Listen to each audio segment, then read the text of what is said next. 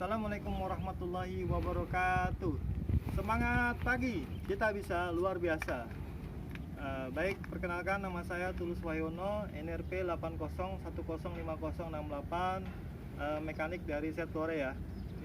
Ada beberapa tahapan yang harus dilakukan, yaitu tahapan pertama yaitu persiapan ya. Persiapan itu dibagi menjadi dua. Yang pertama adalah persiapan dokumen.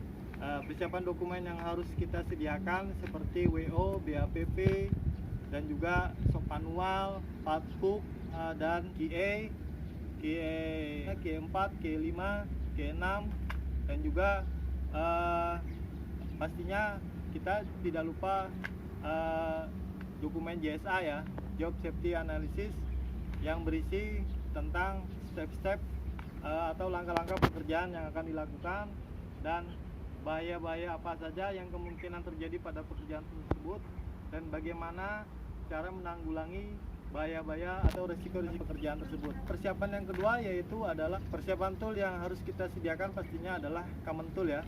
Common tool dan juga special tool ya. Special tool yang kita pergunakan pastinya seperti alat ukur, seperti micrometer, color checker.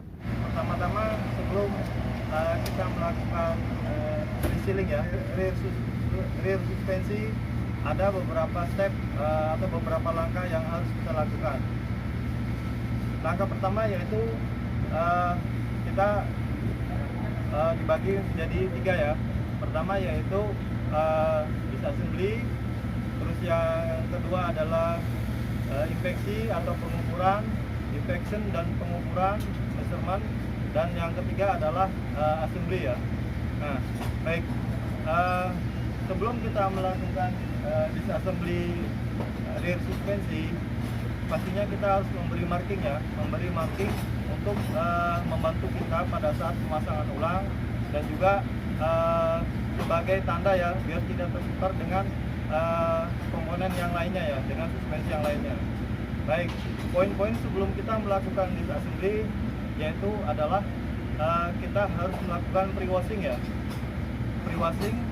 Pre-washing dilakukan untuk tujuan agar kita mengetahui kerusakan atau kekurangan pada komponen yang akan kita disassembly ya. Apakah dia itu terjadi cacat ataukah dia itu komponennya kondisinya crack ataupun ada sebuah komponen yang missing atau hilang ya pada komponen yang akan dibongkar. Nah, setelah kita melakukan pre-washing, yaitu kita lakukan marking penandaan pada komponen yang akan dibongkar. Setelah kita lakukan marking, baru kita lakukan pembongkaran ya.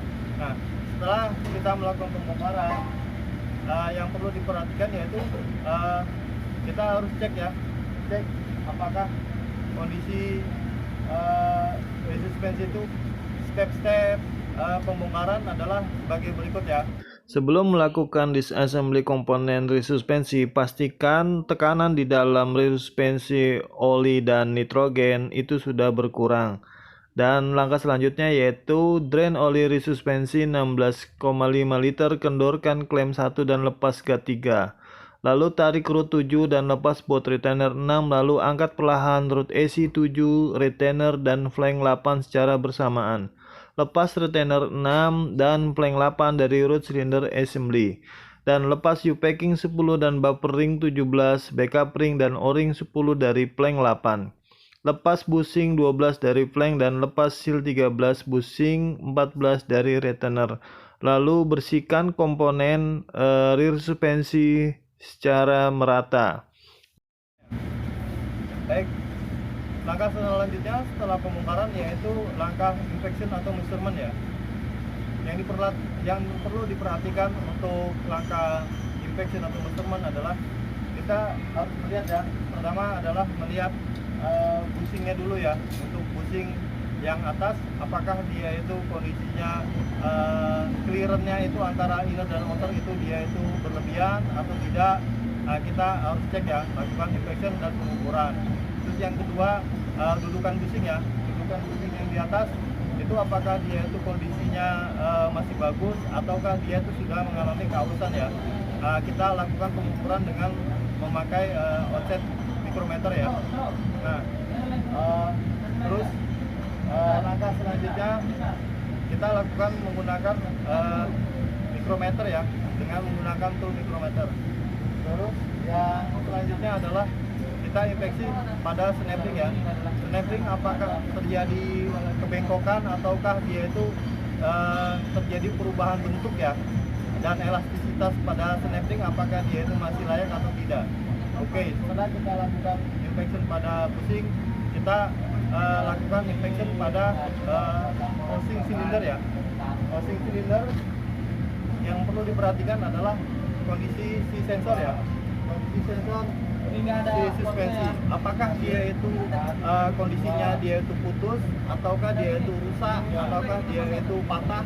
Kita harus lihat kondisi di awal ya. Nah, setelah kita melakukan inspeksi, baru kita lanjut pemeriksaannya selanjutnya, yaitu terhadap valve core ya. Valve core kita lihat apakah dia itu terjadi kebocoran pada valve core ataupun pada lubang core-nya itu ya. Kita lakukan inspection pada itu, dan pada thread di housingnya juga kita lakukan inspection apakah dia itu terjadi rusak pada threadnya atau tidak. Nah, setelah kita lakukan pemeriksaan pada sensor dan valve core, kita lakukan visual check pada housing ya. Housing apakah dia itu terjadi crack ataupun terjadi kebocoran pada las-lasan ya. Dengan cara menggunakan apa? Dengan menggunakan color checker ya, untuk mengetahui apakah ada potensi keretakan pada komponen silinder rear suspensi. Setelah itu langkah selanjutnya untuk inspection dan measurement adalah untuk diameter ya. Diameter dalam untuk silinder kita harus lakukan pengukuran ya, apakah dia itu mengalami keausan pada grup pada jalur jalannya si piston ya. Kita lakukan pengukuran dengan mengukur diameter dalam ya. Nah, setelah kita memastikan silinder sudah oke, baru kita lakukan inspection pada root cylinder ya. Kita lakukan visual pada root cylinder, apakah di root cylinder itu terjadi scratch, ataukah dia itu bending, ataukah dia terjadi fitting, atau dia terjadi chipping ya, atau dia cuil pada root cylinder. Kita harus pastikan dan kita ukur, dan kita harus mengukur diameternya, kita mengukur untuk bending atau tidaknya, kelurusannya. Langkah selanjutnya untuk inspection root adalah bushingnya ya. Bushingnya pada root suspensi pada root cylinder untuk rear suspensi, apakah kita ukur antara inner dan outernya, apakah dia itu mengalami kausan atau tidak, oblak atau tidak. Kita harus mengecek. Dan juga pastinya tidak kalah penting yaitu untuk dudukan si bushing ya. Biasanya pada dudukan bushing dia mengalami kausan. Nah, kita harus mengukur berapa kausan atau berapa hasil dari pengukuran itu ya. Dengan cara apa? Dengan cara kita harus melihat pada maintenance standar ya. Untuk ukuran standarnya kita harus mengcounter melihat pada maintenance standar. Nah, setelah kita mengecek bushing dan mengecek dudukannya bushing, yang nggak kalah pentingnya yaitu kita mengecek untuk snapping ya. Snappingnya apakah dia itu kondisinya patah, ataukah dia itu sudah terjadi perubahan bentuk ya, ataukah dia itu merenggang. Nah, setelah kita lakukan inspection, baru kita masukkan ke dalam QA ya. QA yang digunakan yaitu QA 5 ya. Nah, baik, langkah selanjutnya adalah langkah assembly ya. Nah, pada saat langkah assembly ya, step-step atau langkah-langkah pertama yang harus diperhatikan yaitu pertama adalah kebersihan ya. Pastikan komponen yang akan kita assembly dalam kondisi bersih ya. Nah, setelah kita lakukan membersihkan komponen yang akan dipasang, baru kita lakukan assembly ya. Baru memasang si headnya ya, headnya ini. Nah, kita pasang.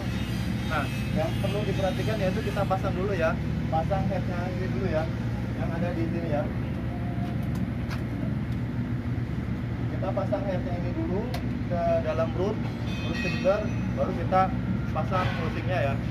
Nah, adapun step-step untuk assembly rear suspensi adalah sebagai berikut. Sebelum dilakukan proses assembly, pastikan semua komponen dalam kondisi bersih dan kering, dan pasang wiring 15 pada rear suspensi 16.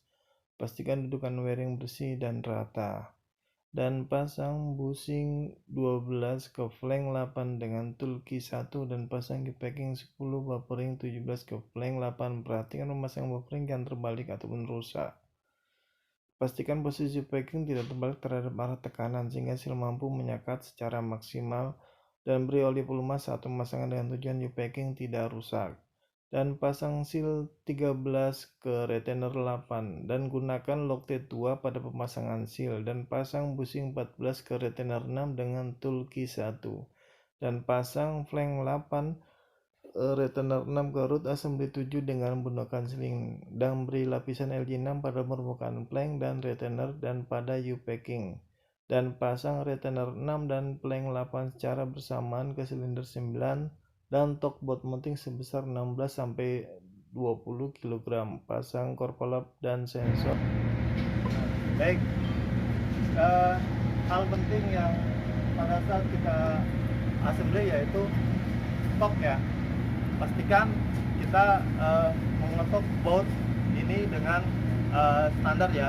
Mengassembly si head rear suspensi itu pastikan menggunakan cutting material ya, atau LG6 ya, untuk mencegah terjadinya kebocoran pada sisi head rear suspensi. Baik, demikian penyampaian dari saya.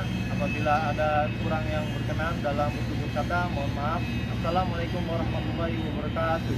Semangat pagi, kita bisa luar biasa.